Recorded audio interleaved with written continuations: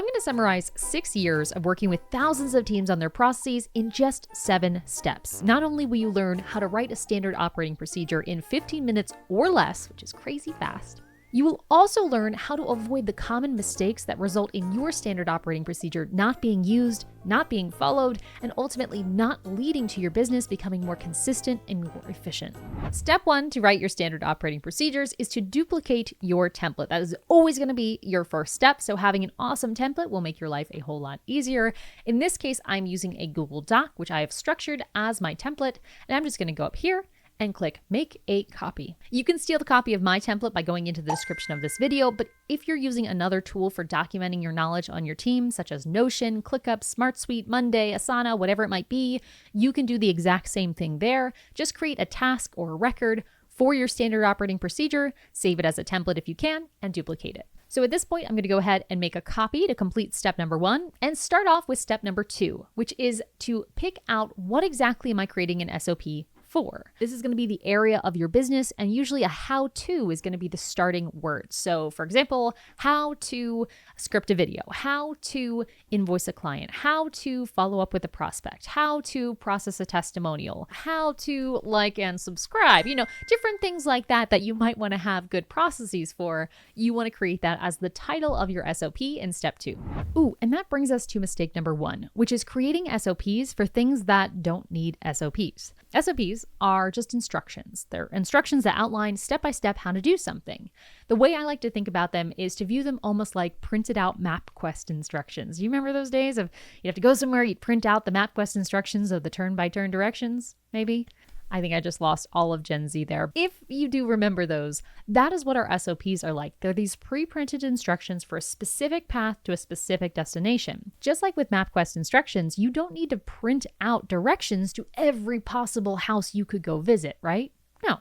You just need to print out the MapQuest instructions for the places you go often or the place you're going today. In the same way, when we're writing our standard operating procedures, we want to pick topics that are immediately going to be helpful to us, that we know, ooh, if I had this, I would check it. Because shocker, if you create standard operating procedures or instructions that actually are helpful to people, who would have thunk it? People will actually use them, which kind of helps this whole thing go smoothly. If you'd like me to make a follow-up video where I go through how to pick which areas of your business to create SOPs for first, you can just write the word donut, because I'm hungry for a donut. Write the word donut in the comments below, and that will act as a vote to let me know you'd like to see a follow-up video about picking out your SOPs. I also love the idea that people might come to this video in the future and they just see a bunch of comments of people yelling donuts. That'd be fun. For step 3, we want to decide who is going to be responsible for our SOP. We've got 2 roles to fill.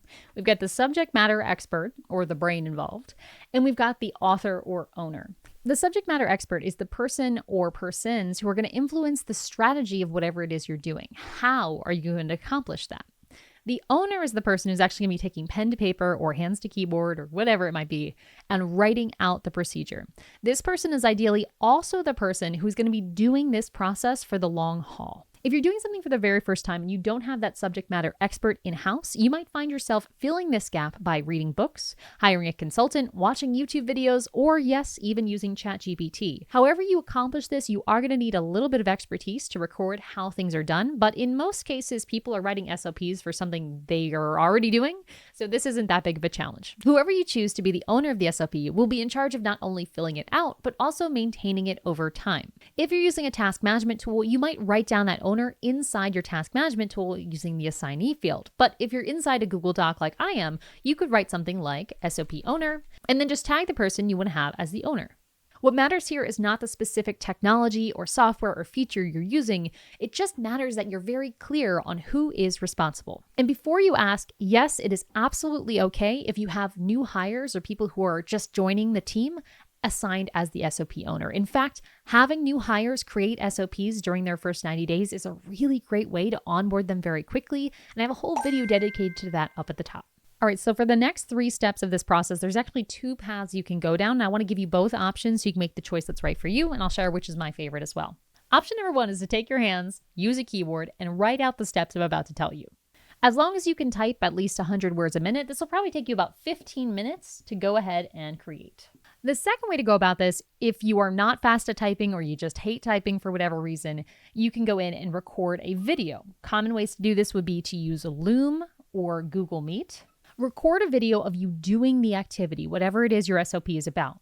From there, get the transcript of that call. Both of these tools, both Loom and Google Meet, give you that transcript. Use that transcript and feed it to ChatGPT. Tell ChatGPT to format it as an SOP. Once it gives you its output, you're going to need to tweak it a little bit because AI, and then you should be done. This process will take you about 8 minutes plus however long it takes you to actually do the work. So I would estimate this will take about 25 minutes to get an SOP done. Either way you go, we ultimately want our final SOP to be written because that will make it a lot easier to update. We don't want to have your SOPs just as videos or in some proprietary software that you have to pay a subscription for. That's just a lot of wasted resources and time and limits your access and just so many other things.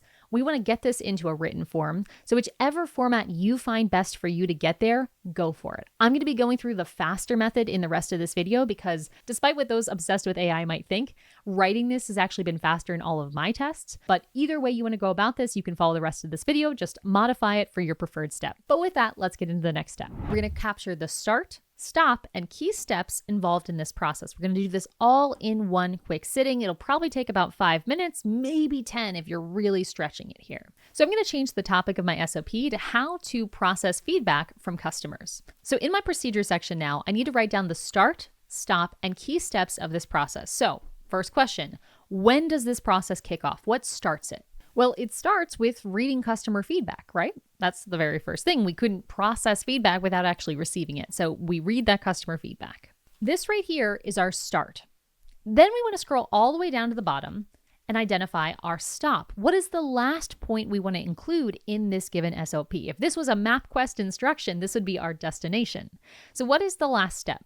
Since I know all of our feedback is in tasks, I know my very last step is going to be closing the customer feedback task. So that's the last thing we're going to do. And once we have the start and the stop, we're ready to start filling in the steps. How do we get from point A to point B? What are those MapQuest instructions? For me, my steps look something like carefully read the customer feedback, summarize it into bullet points, log any ideas, log any testimonials, and then close the customer feedback task. I deleted the extra steps because I don't need them. These are the key steps that I go through to get from point A to point B. One tip I'll share when it comes to writing out these step names is to make sure that you make your steps mini results. They're the outcome of a given activity. That way, even if someone's just skimming through the list, they know that this is the outcome I need to move to step 2, to step 3, to step 4. So make each step an outcome. That brings me to one of the mistakes that I see around SOP creation, which is making SOPs too big. When it comes to big topics like how to get leads or how to create a video or how to develop a product, you're going to end up having an SOP with 35 plus steps just required to explain all of the big picture things that go into creating that big goal. Having an SOP this large isn't just difficult to maintain and unwieldy to read, it's not very effective. It's kind of like if you were to have a cross-country road trip and rather than bringing a map, which shows you all the options, you print out a 35-page document of MapQuest instructions turning by turn by turn by turn. Not only is that MapQuest printout going to waste a lot of ink and paper, it'll also force you into just going on one specific path. If anything comes up along the way, oh, shoot. You have to throw out your instructions because you ran into a detour. Very rarely in small businesses do we want to be this rigid with things this big in the business. In fact, my suggestions to clients is to generally keep SOPs to be less than 8 steps. If you go a little bit over, that's fine. If you go under, that's great. But generally 8 steps is a good indicator that your SOP is short, bite-sized, and tactical. What we want to then do is when we have those big processes in our business, like how to make a video, rather than creating that 35-page SOP or that long document outlining everything in MapQuest, we want to create a collection of smaller SOPs that we can slice and dice, mix and match. So we might have one SOP for how to film a video, one SOP for how to script a video, one SOP for how to edit a video, one SOP for how to publish a video. When we create our SOPs to be modular and bite-sized like this, we can mix and match. We can change the order of things. We can say, oh, well, rather than publishing the YouTube video, this video is going to be only for our email subscribers. So over here, we're going to have an SOP just for that special exception. And rather than going here, we're going to have you go up here and do this step next. So in this way, we're making our SOPs infinitely combinable without having to create tons of different SOPs that are massively huge just for small deviations in the process. Now, I probably shouldn't mix metaphors, but I'm going to in case this doesn't click for you. You can also think about it like a recipe book. When you have a recipe book, and each SOP is like a recipe, you don't have one recipe called how to have a 3-course dinner, right? It's not like everything's all together. No, it's all a la carte. It's all a recipe for salad, a recipe for soup, a recipe for bread, and then you can mix and match. SOPs, we want to do the same thing. There's no reason to make a 38-page or 20-page or anything more than 8 steps as an SOP. Just don't bother. Keep it modular, and then you'll find that you can reuse those same pieces of an SOP in multiple areas of your business, saving you time, headache, and confusion along the way. Now we're ready for step 5, where we're going to fill in the purpose, inputs, and outputs. This should take you about 5 minutes to do. So when filled in, the purpose section might look something like this. Then we scroll down to inputs and outputs. Inputs are the resources we need in order to complete the given SOP. So for our process, our inputs look something like this, and they mostly revolve around software access. But in your process, your ingredients might be a little different. They might require a book being read, or a file being printed, or a response being received. Anything you need in order to start this process, you want to define here in the inputs area. Down here at the bottom, then, we want to outline what is our output. How do we know we have done this thing perfectly? In as simple words as possible. In this case, our outputs might look something like this. Our goal here is to define what success looks like, both in terms of measurable things that we can actually see and those not so measurable things as well. Anything that you view as the definition of success for this process, put it under this outputs area. Once you have the purpose, inputs, and outputs filled in, which should just take a few minutes, you're ready to move on to the next step. By the way, if you want to steal my SOP template, you can actually find the link to this one in the description below, as well as some bonus resources around getting started with SOPs. So all that in one free little bundle found below this video if you'd like. Once we've gotten to this point, we are ready for step 6, which is where we fill in the details and FAQs of the SOP, which is this section right here that I'm highlighting in blue, and the FAQ section at the bottom. Now, you might be thinking, oh my gosh, that's a lot. But I want you to set your mind to viewing this as something that needs to be done in about 5 minutes. If you had only 5 minutes to give instructions for each of these steps, what would you write? What would you link to? What would you show images of? What would you do? That is the amount of self-restraint I want you to have going into this SOP, because if you spend a lot longer than that, I guarantee you're going to be wasting time, because we can always add more details later. If someone's really stuck on how to close a task, we can always add more instructions. But if you spend an hour or 2 hours or 3 hours, God forbid, on an SOP, we will never get that time back. Trust me, you are better off having the SOP owner add little bits that are missing over time rather than you taking an enormous amount of time today to create more and more details for these hypothetical realities where you need to have more and more details. For example, here is what my initial notes might be on the first draft of this SOP. It took me about 2 minutes to do, maybe less. Once you have these details filled out, you can scroll down to the very bottom and add any FAQs. So if there's anything that you didn't have space or reason to mention above, you can link to that here.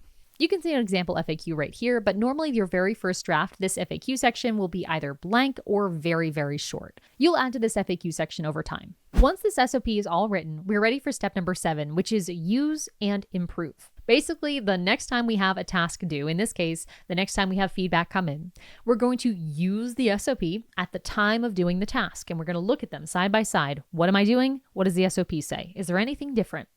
If there is anything that the user of the SOP notices is off, we're going to encourage them to make an edit, make a comment, change the SOP to match reality. And yes, that does mean we want to give people access to comment at the very least, but preferably fully edit these SOPs, because SOPs are a tool for the person doing the work. They should have access to change how this is done. For example, if I go back to this SOP here, you'll notice the outcome I have is summarize this feedback into bullet points. When this SOP was first created, I bet that the instructions and the details of this probably said, go through, read it, leave things in the notepad, blah, blah, blah. Write it all out. But I want my team members, and you probably want yours, to be able to innovate on this step if they want to. So you might change the step inside here to say, rather than reading it and summarizing it, it might be use ChatGPT to summarize this in a fraction of the amount of time. That kind of innovation within a process is something that the people doing the work are going to do way better than a senior manager or a CEO. And so we want to give them permission and encouragement to do that. And in the rare event that someone might get overeager and change a process too much, As long as you're using something online to track your SOPs, such as ClickUp, Asana, Monday, SmartSuite, a Google Doc, you have built-in version history. So you can always go back in and revise previous versions of that document to undo any changes if anyone did get overexcited. But considering most people struggle to get their team to even use SOPs, if you've got the problem of people being overexcited, there are worse problems to have.